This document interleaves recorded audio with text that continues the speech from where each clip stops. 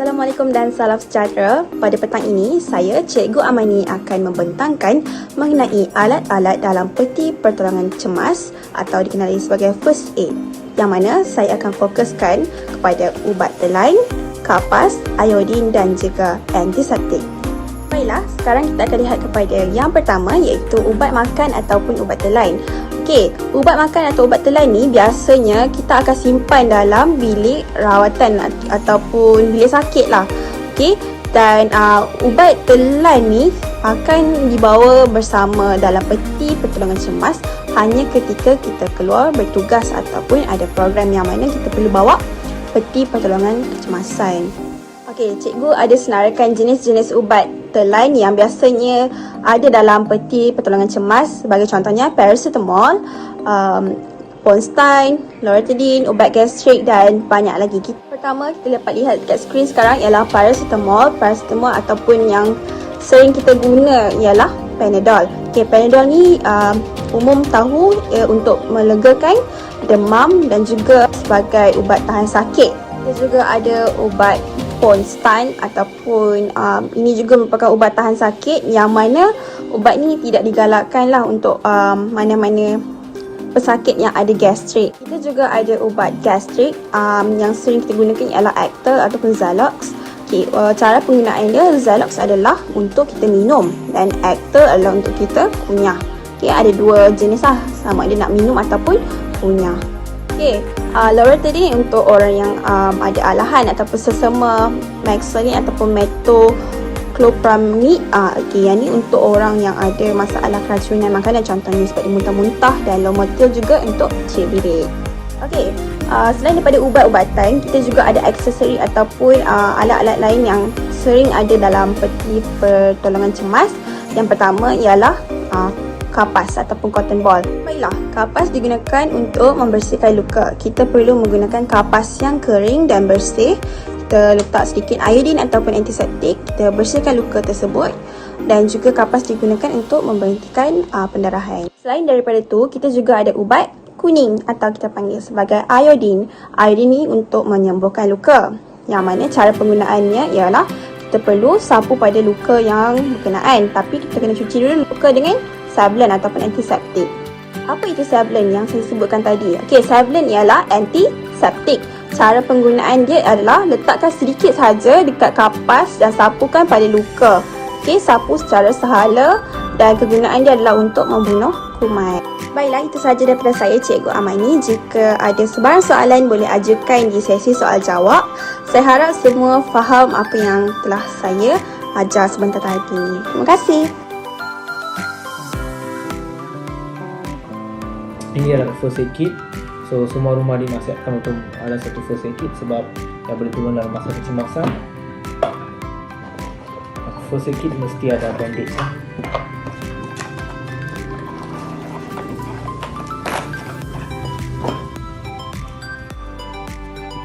Okay, sekarang saya akan tunjuk cara untuk melekat plaster pada tempat yang tersedekat. Untuk saya akan gunakan jari untuk buat demo.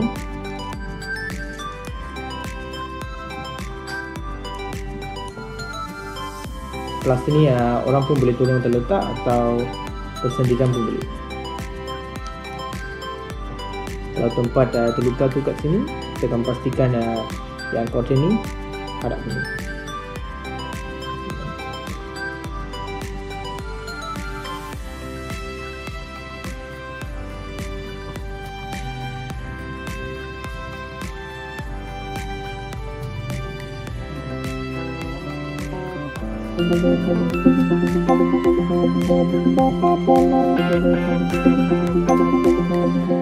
To bandage somebody's hand, use a roller bandage. Place the bandage on the inside of the wrist, just below the thumb. Wrap the bandage straight around the wrist twice. Then, wrap the bandage from the inside of their wrist diagonally across the back of their hand up to the nail of their little finger. Straight across underneath the fingers and diagonally back across the back of their hand to the outside of their wrist. Pass the bandage under their wrist and repeat, diagonal over the back of the hand, across the fingers and back again. Keep going the same way, bandaging diagonally across the hand like a figure of 8. But each time, only cover about 2/3 of the previous layer. Each new layer should be covering 1/3 of new skin. Make sure you leave the tips of their fingers peeking through. Once you've covered the whole of the hand, wrap the bandage straight around the wrist a couple of times and secure with a pin or tape.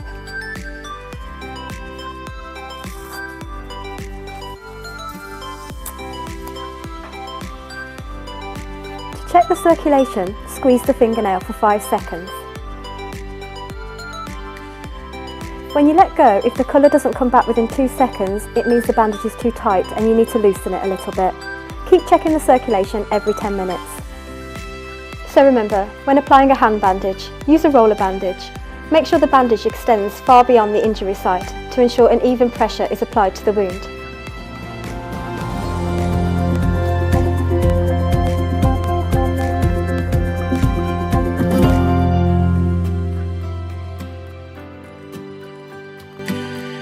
Hai guys, saya Muhammad Fahim dan hari ini saya akan terangkan 3 lagi alat yang kita boleh jumpa dalam peti kecemasan. Yang pertama adalah kain ando. Kain ando fungsi utama dia adalah untuk mengampu bahagian yang cedera dan patah dan bagi menahan pendarahan pada luka yang terbuka. Yang kedua adalah gauze cotton swab. Fungsi utama gauze cotton swab ini adalah untuk dressing luka, sapu antiseptik dan untuk menutup luka yang kecil. Gauze cotton swab ini berada dalam rupa yang berjaring, kain yang berjaring, jadi dia tidak melekat pada luka dan memudahkan proses pembersihan luka. Dan yang ketiga adalah micropore paper tape. Micropore ini digunakan untuk menampal gauze cotton swab pada luka-luka yang kecil. Ia tidak meninggalkan kesan pada kulit dan tahan lama disebabkan ia diperbuat daripada kertas. Micropore ini juga tidak menyebabkan kegatalan ataupun alergik pada kulit, dan micropore ini ada pelbagai saiz, tapi kebiasaannya kita akan gunakan saiz yang medium. Okay, bismillahirrahmanirrahim. Assalamualaikum warahmatullahi wabarakatuh dan selamat sejahtera kepada anak-anak murid saya. Okey, hari ini cikgu akan membentangkan 2 lagi alatan di dalam first aid kit, iaitu yang pertama ialah krim pemanas dan lagi satu ialah gunting. Okey, jom. Okey, untuk yang pertama iaitu krim pemanas. Okey, apa fungsi krim pemanas ni? Krim pemanas ni digunakan untuk merawat sakit otot dan juga kekejangan otot. Contohnya time ada olahraga kan, pelajar sedang berlari, lepas tu dia ada cramp. Tiba-tiba dia ada cramp, dia jatuh. Cramp tu sakit kan? Kan sakit kan? So dia macam meraunglah kesakitan.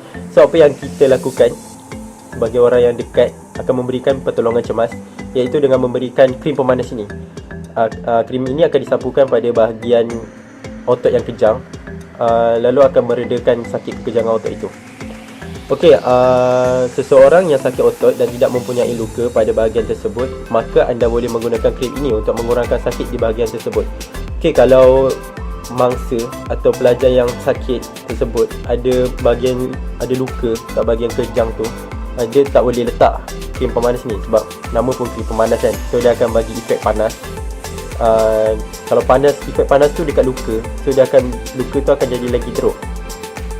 Okey, cadangan krim kita ialah first flanil, zero pain dan sebagainya.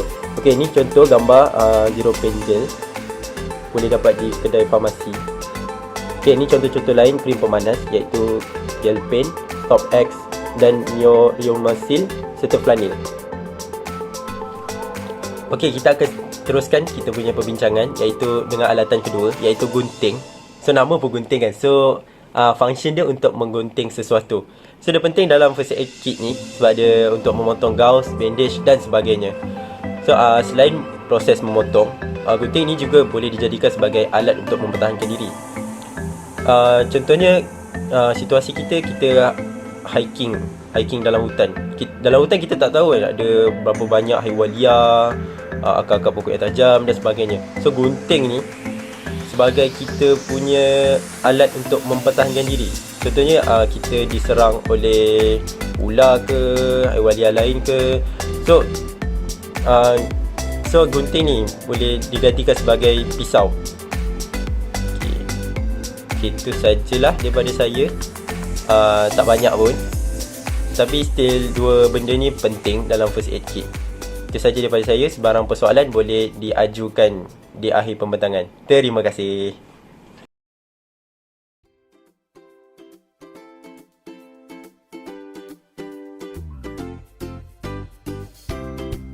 Assalamualaikum, salam sejahtera, salam Ramadan buat semua, kepada semua.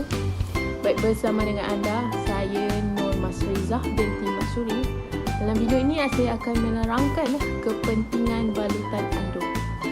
Secara umumnya orang akan cakap balutan anduk ni adalah untuk orang yang anggotanya patah. Okey, betul. Okey. Baik, kepentingan balutan anduk adalah yang pertama adalah mengampu bahagian anggota yang cedera atau patah. Okay. Yang kedua adalah menetapkan bahagian cedera. Okay. Ini dapat mengurangkan pergerakan anggota serta sakit pada anggota tersebut. Baik, seterusnya yang ketiga adalah untuk menghenti atau menahan pendarahan. Okay. Kalau kita buat balutan anduk tu, kita akan bagi tekanan untuk mengurangkan pendarahan. So, akhir sekali adalah sebagai penggelak ataupun karung tuaman segi. Itu sahaja daripada saya. Terima kasih. Selamat petang semua, nama saya Gayatri dan saya akan membentangkan tentang balutan anduh, fokus kepada jenis-jenis balutan anduh. Pertama sekali, kain yang digunakan untuk membalut kecederaan pada bahagian anggota badan adalah dikenali sebagai kain anduh segitiga ataupun pembalut tiga segi. Fungsi kain anduh segitiga adalah untuk mengampu bahagian yang tercedera, menahan darah dan juga membalut bahagian yang patah. Terdapat beberapa jenis balutan anduh. Yang pertama adalah balutan anduh besar ataupun anduh di lengan. Balutan anduh besar adalah untuk menyokong bahagian anggota atas badan yang luka ataupun tercedera. Ia juga adalah untuk mengurangkan pergerakan serta sakit di bahagian atas anggota badan. Yang seterusnya adalah pembalut cincin. Pembalut cincin ini digunakan apabila cedera terkena ataupun tersusuk objek tajam. Dia diperbuat daripada pembalut tirus, digunakan untuk menutup luka. Yang seterusnya adalah balutan luka bahu.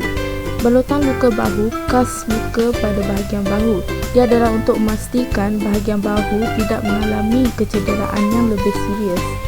Yang seterusnya adalah balutan luka siku, fokus kepada kecederaan pada bahagian siku dan juga dia adalah untuk mengelakkan daripada dijangkiti kuman. Yang seterusnya adalah balutan luka kepala. Balutan luka kepala ni khas kepada luka pada bahagian kepala. Dia akan balut pada bahagian kepala dan juga kulit kepala kita. Yang seterusnya adalah balutan luka lutut. Balutan luka lutut ni fokus kepada kecederaan pada bahagian lutut. Dia adalah untuk menghentikan pengaliran darah secara berterusan. Sekiranya mengalami pendarahan yang serius, kita akan menggunakan balutan luka lutut untuk membalut. So, itu sahaja daripada saya. Sekian, terima kasih. Hai, Assalamualaikum. Jadi saya akan menerangkan sedikit sebanyak berkenaan balutan cincin. Balutan cincin ialah salah satu teknik balutan yang digunakan bagi mangsa yang menghadapi kecederaan hasil daripada tikaman. Jadi apa yang kita boleh gambarkan di sini, contoh situasinya adalah mangsa berada di bengkel dan mangsa mengalami kecederaan akibat tercocok screwdriver misalnya. Kesilapan yang sering dilakukan ialah mencabut screwdriver tersebut, kemudian membalut bahagian tersebut dengan kain baru dibawa ke rumah sakit. Sebenarnya tindakan ini boleh menyebabkan mangsa kehilangan banyak darah. Jadi apa yang perlu kita lakukan sebenarnya ialah tidak mencabut screwdriver tersebut dan membuat balutan cincin yang akan saya tunjukkan sebentar lagi. Kemudian meletakkan di objek tersebut agar objek tersebut tidak bergerak dan membawa mangsa ke rumah sakit untuk tindakan susulan. Baiklah, jadi bagaimana cara untuk membuat balutan cincin? Baiklah, di sini saya akan menerangkan caranya. Pertama sekali yang anda perlukan adalah kain. Anda boleh guna kain batik, kain tudung bawal ataupun apa-apa sekalipun jenis kain, asalkan ianya boleh berbentuk panjang seperti ini. Dan apa yang perlu anda lakukan, letakkan di telapak tangan anda ataupun anda boleh letakkan di mana-mana. Kemudian anda ikat seperti ini. Pastikan ianya kemas. Kemudian balut untuk lingkaran ini. Saiz lubang balutan cincin ini tergantung kepada saiz objek yang menikam tubuh mangsa. Ianya boleh menjadi besar ataupun kecil bergantung kepada saiz objek tersebut. Apa yang paling penting ialah apabila kita letakkan balutan ini, objek tersebut tidak boleh bergerak-gerak. Jadi mangsa tidak mengalami kecederaan yang lebih serius. Jadi kita teruskan balut.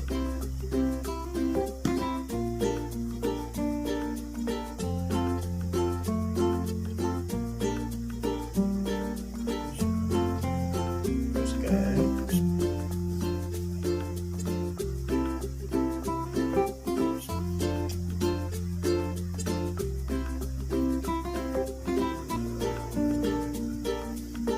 Kemudian dah berbentuk seperti ini. Ambil yang ini, yang lebihan ni, kemudian anda ikat menggunakan ikatan buku sila, kiri atas kanan, pusing, kanan atas kiri, pusing. Apa tujuan ikatan buku sila? Ianya bagi memudahkan apabila proses hendak membuka balutan ini. Jadi lebihan-lebihan ini kita buat macam mana? Kita lilit je bagi dia jadi kemas sikit. Jadi siaplah balutan kita, balutan cincin. Dan masukkan, contoh objek tersebut sebesar ini, masukkan sebegitu. Ianya membolehkan objek tersebut tidak bergerak-gerak dan menyebabkan kecederaan yang lebih serius. Itu saja daripada saya. Terima kasih.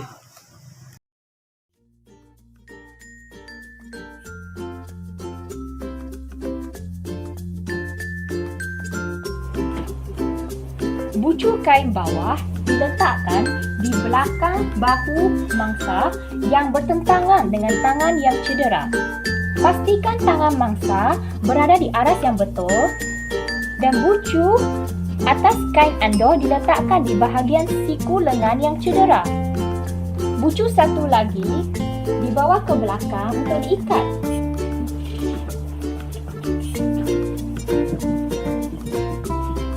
Dua bucu ini diikat mengikut urutan kiri atas kanan,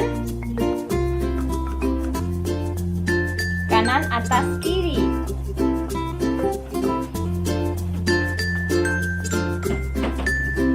Lepas tu, pastikan bucu atas kain ando ini dilipat ataupun dipin dan dimasukkan ke bahagian dalam kain ando. Pastikan jari mangsa boleh dilihat untuk mengetahui peredaran darah dalam tangan. Assalamualaikum, saya Muhammad Syafir Abdin. Hari ini saya akan menunjukkan cara membuat ikatan anduk kepala. Ikatan ini amat berguna untuk kecederaan kepala. Pertama sekali kita kena ada kain anduk. Sekiranya tak ada kain anduk, kita boleh mencari kain yang boleh membentuk segitiga seperti ini. Contohnya seperti tudung, serban, kain pelikat dan sebagainya. Jadi, pertama sekali kita kena letak yang untuk ikat dahi dan kita menarik ke belakang kedua-duanya. Ikat bagi dan kita tarik ke depan. Kita melakukan ikatan sekali lagi, ikatan siput. Dan kita membawa ke kiri dan kanan. dan yang ke belakang ni